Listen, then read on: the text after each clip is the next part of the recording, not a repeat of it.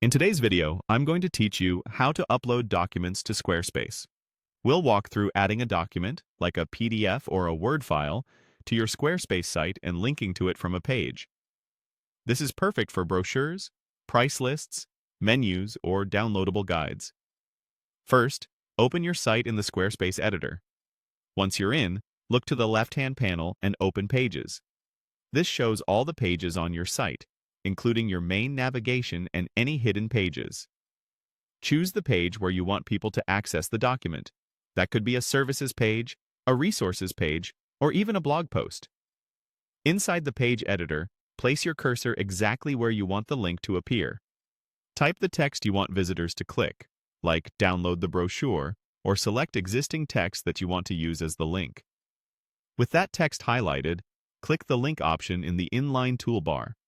If you're using a button block instead of text, you'll see a similar link field when you edit the button. When the link panel opens, switch to the File option. This tells Squarespace you want the link to point to a file hosted on your site rather than a web address or another page. Click to upload your document from your computer. Squarespace will upload and store it in your site's file library, and you'll see the file name appear in the link field once it finishes. If your file is large, give it a moment to process. A couple of quick tips here. Use clear, user-friendly file names because that name can appear in the download. PDFs are generally the most reliable for sharing static documents. If you need to replace a file later, upload the new version and update the link the same way. After the file is attached, confirm the link settings and close the panel. Then save your page changes.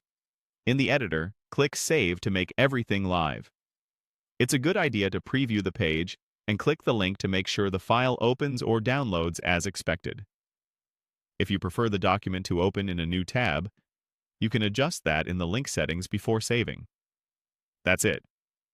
You went to your site, opened Pages, chose where the link should live, created a link, switched it to File, uploaded your document, and saved.